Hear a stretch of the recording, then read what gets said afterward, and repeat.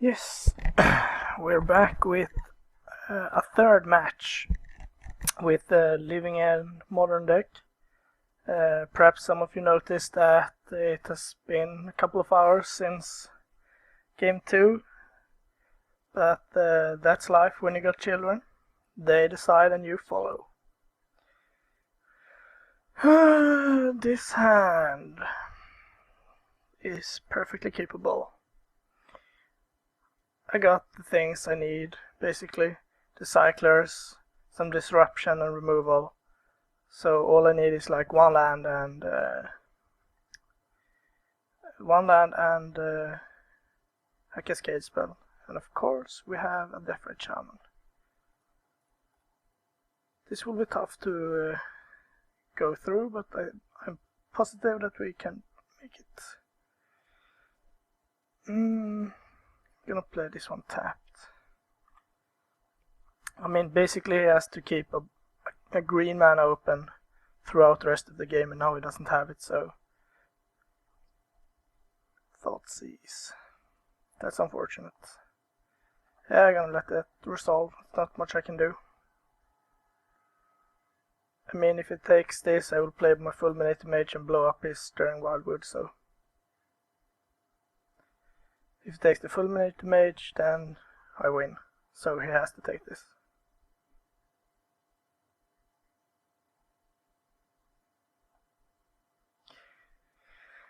And of course we can cycle those and hit another one. And then this game will be very hard for him to win. Yeah.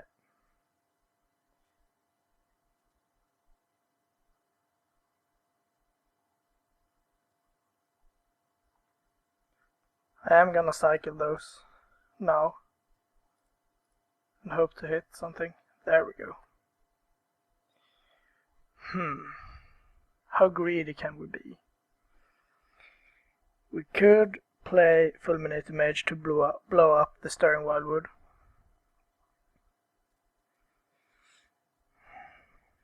And hope to hit a 4th land to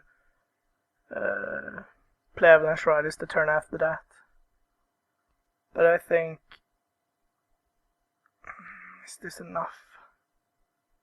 I think it is. I'm just gonna go fetch a basic. We have red and black, so we're gonna get... we don't need green. Could use a swamp. And then go for it.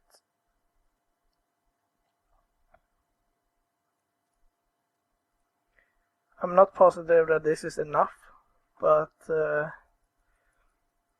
it will put him on a very short clock and limit his plays. Now if we draw like a land, we could Avalanche Rider. Okay. Scavenging Ooze. Would have been good. Now it's a bit too late, I'm afraid.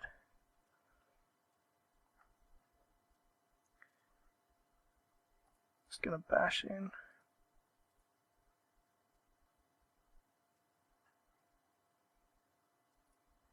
No blocks. And then we will play the Fulminator Mage, blowing up.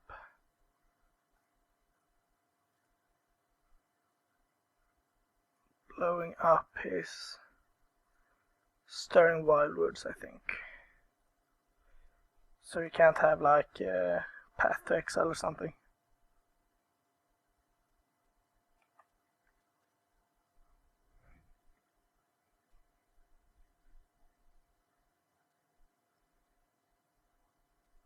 Basically it needs to have like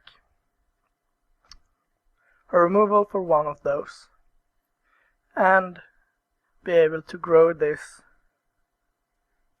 to at least a 4/4 to trade with this. Of course, it could just eat 2 creatures and block, but then it will go down to 2 and have nothing on the field. No, it will go down to 1.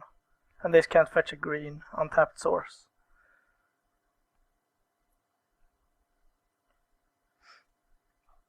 And at any given point we could draw a fourth land to play Avalanche Riders. And we still have 2 beasts within. Just pass.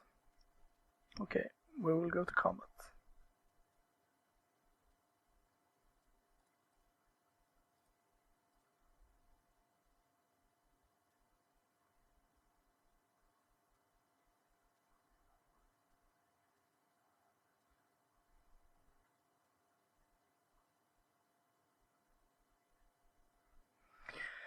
You could also like block and bolt if you'd like to.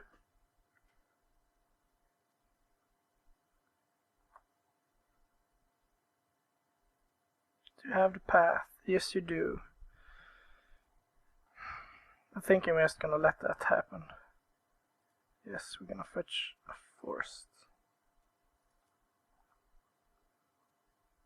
Still needs to block, so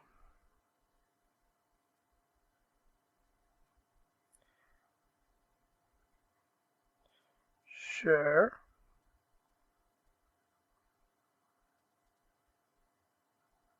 Double bolt. Do we beast within our own Carabid?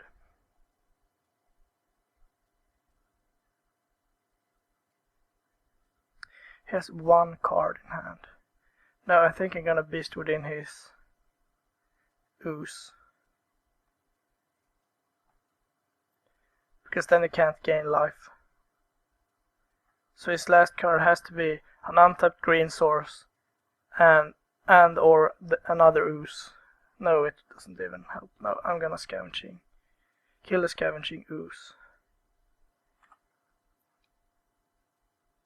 See if he draws an answer to this.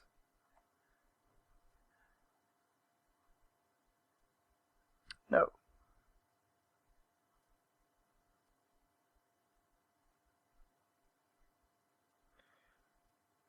So we will go to combat and win with a Swamp Walker.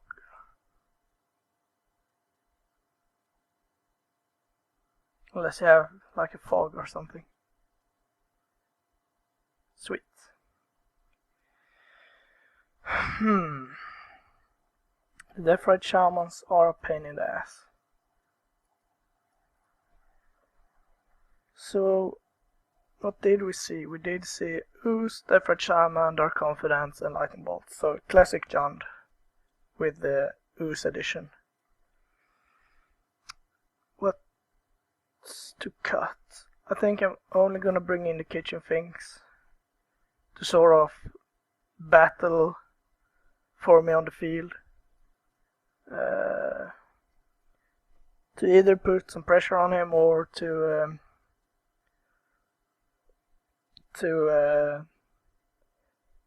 buy me some time.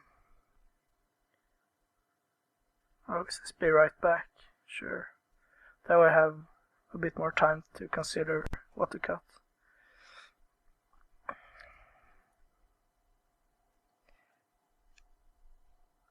I'm not sure how all in I want to go on the combo, since if I just resolve like a Carabid or a Recluse or something, he has very few ways to deal with them except Path to Exile.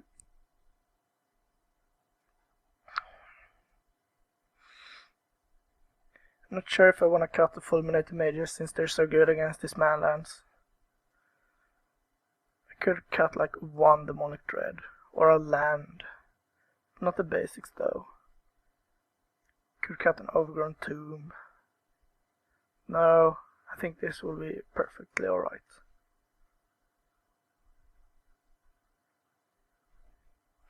I'm gonna go ahead and pause this until it's back. Alright, our opponent is back and he's terribly sorry. This hand, on the other hand, is mediocre. But I think we're gonna keep. We have 3 cyclers, 3 lands, all our colors, 1 disruption spell. So if we just consider this a mulligan to 6, I would definitely keep, so that's what I'm gonna do.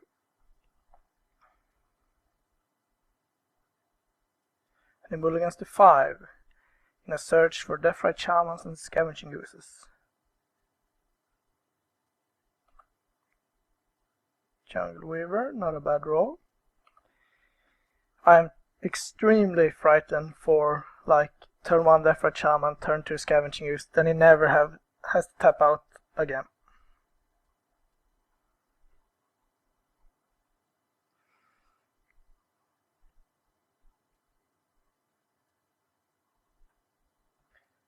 But it appears he doesn't have that. Okay. Now we got a lot of stuff to do. I'm actually gonna cycle a Jungle Weaver. Or no, I'm actually gonna cycle at least 1 Street Wraith first to see if I hit land. Because we need a 3rd land and a Cascade spell. So let's see what he could have. He could have like a charm or something. That would be pretty bad.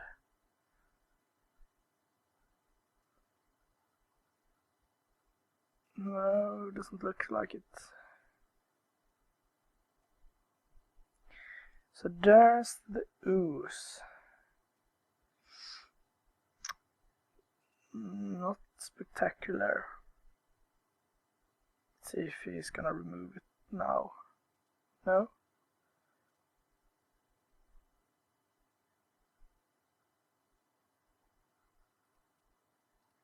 Cycle 1 Street Wraith. There's the land. Okay.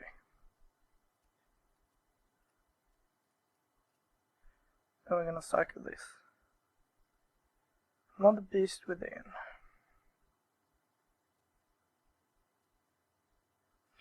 There's a Demonic Dread. I think I'm just gonna go to my 2nd main phase and then Demonic Dread this. I will only get 3 creatures, but I think it's worth it.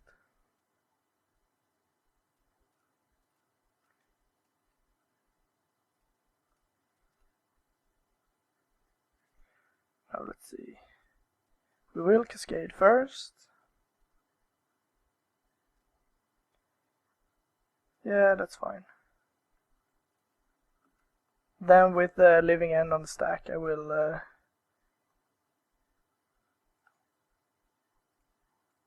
cycle my Street Wraith. Because otherwise I could actually draw it, which would be terrible. Oh, okay. I think this will be enough.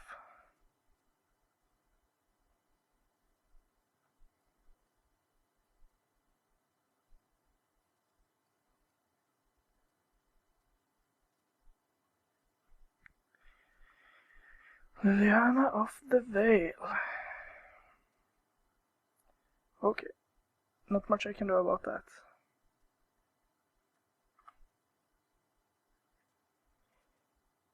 So I will send 1 to kill Liliana and 1 at his face. I'm not that afraid for her to tick up, really, but he could have like another one and I would rather see him spend the turn on that. I'm gonna cycle this for a forest. Just to hit my land drop.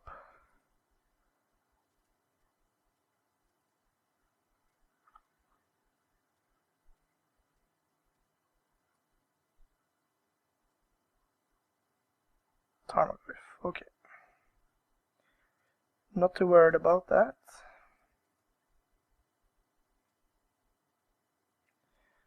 Le Deadshot Minotaur.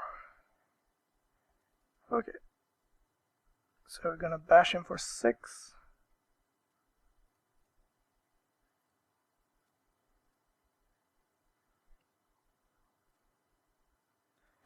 Yes, one card in hand. At the end of turn, I'm gonna cycle this and then blow one of my lands to put hopefully enough power to kill him. And we even have this to pump our team. I expect this to attack. Yep, I will take it. Now let's see, cycle this. Oh sweet. And blow up our Blackleaf Cliffs.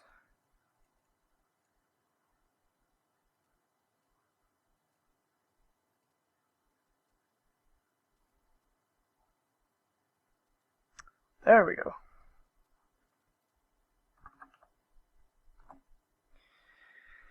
Yeah, that's how we beat Jund. On to game 4.